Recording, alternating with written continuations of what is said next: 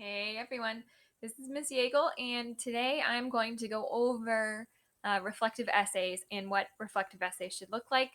So you should be able to open this document, but I'm just going to go through this website, this article with you for you guys. So it says use this reflective essay outline to get your paper started. So we're going to skip a few parts of this, but essentially, when we talk about a reflective essay, we're talking about something that is about you. And so you write about you, you introduce yourself to your audience, you tell your audience information about yourself. If you miss that, you tell your audience about yourself.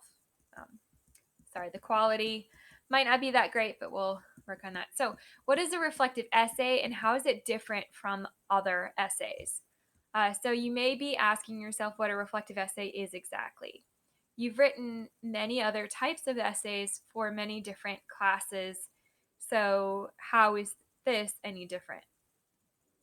First things first, a reflective essay is one in which you reflect on your personality, places you've been, people you've met, or experiences that have influenced you.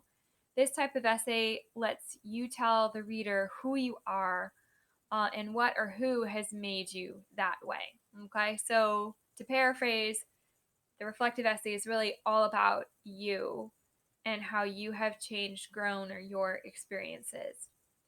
Unlike most other types of essays you may have written, reflective essays typically don't deal with researching facts and figures. They are much more personal in nature and can be more fluid in structure and style. So, this is not this academic, you have to use academic language to write this 5 paragraph essay. The structure may be similar to essays, but there's more flexibility, and you're not expected to use facts or statistics or do research, right? You're really maybe using examples in your life to reflect on yourself, but you're not doing research. So it can be tempting to just jump right into writing, but hold on, a good reflective essay can be a great reflective essay with the proper planning. Okay, so this next part just talks about the importance of having an outline. You guys have been using outlines. We've been going through, the structure of an essay. You're pretty familiar with the structure of an essay, so we're not going to talk about why it's important. You guys know it's important. It helps you organize your ideas. Okay, but what we are going to do is skip to the actual structure of a reflective essay outline.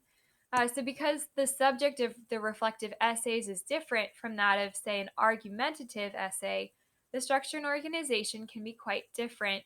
However, some rules still apply.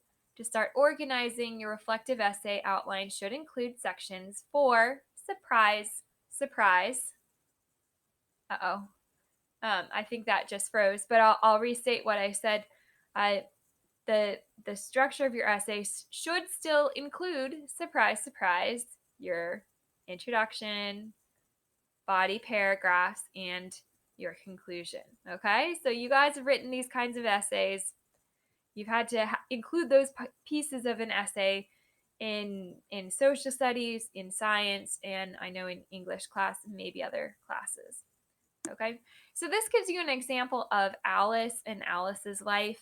If you've read or you've watched movies of Alice in Wonderland, I'll give you examples from my own life instead.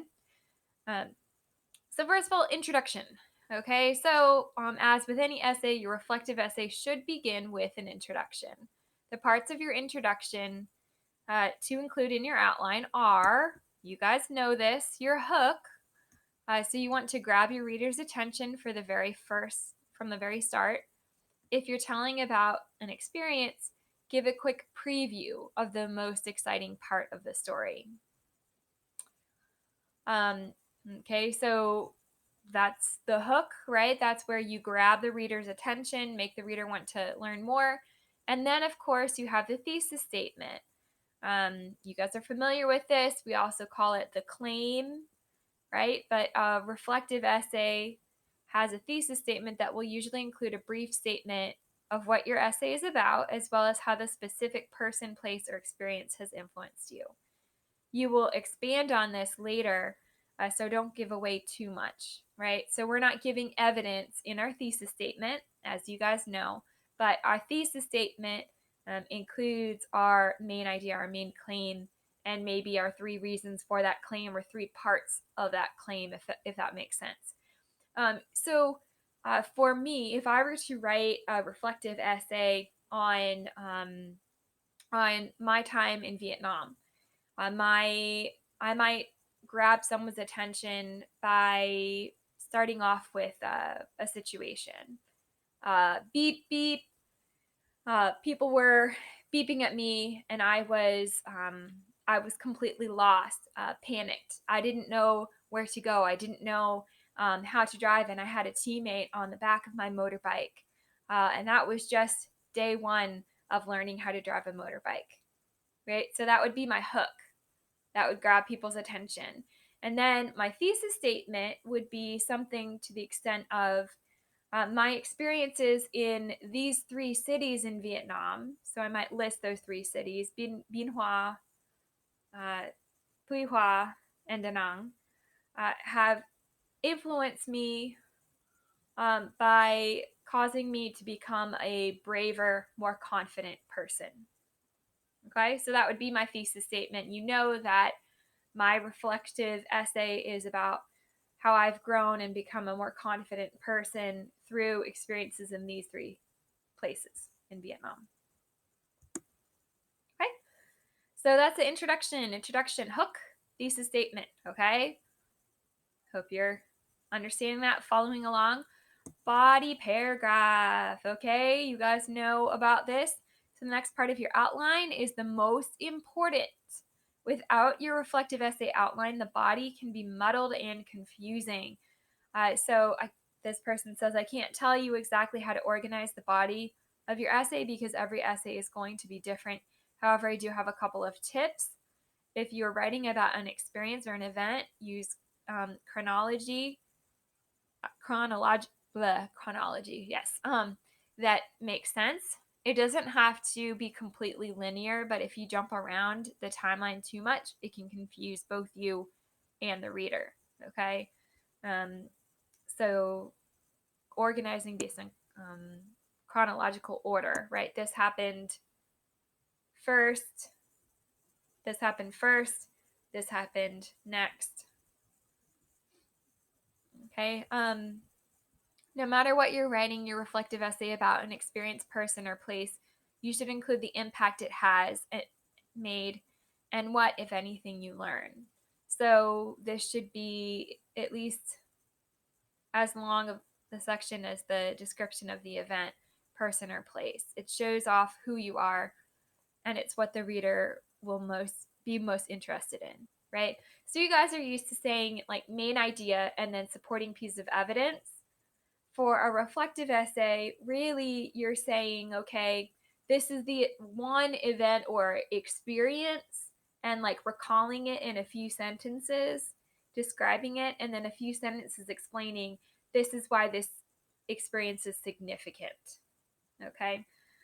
So you have a kind of an outline here about Alice and Alice in Wonderland.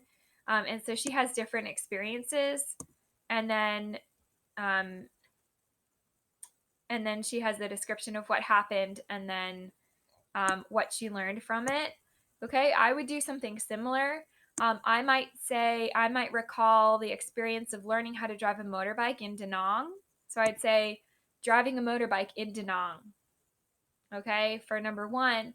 And then within that, so describing that within that paragraph, I would describe what happened, okay, several sentences in detail. And then I would describe what I learned from that experience, how that made me become more confident as a driver, okay? And then the next point would be my experience learning to speak Vietnamese in Tuy Hoa, which is another city. So I would describe my learning experiences, maybe tell a funny story of how I was horrible at certain things, and then I would explain how this developed me and caused me to be more brave, okay, more confident. Okay, so you can see that that's kind of organized based on experience or based on event. Okay, and then finally we have the conclusion. So the conclusion of your reflected essay should be the finishing touch that brings the whole piece of writing together nicely. Include a brief summary of your main points, as stated in the body paragraphs, as well as the overall takeaway from your reflection.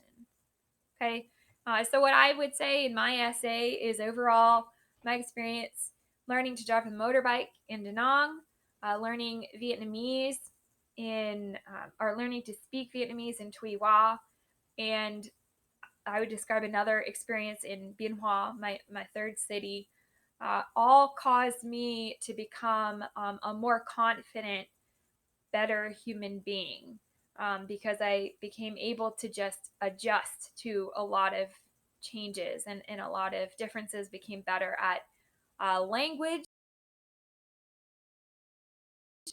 and understanding language, and just became an overall better, um, more confident person, able to take more risks. So anyway, I hope that was helpful for you, and that I didn't ramble too long. But yeah, all right. Well, have a great day.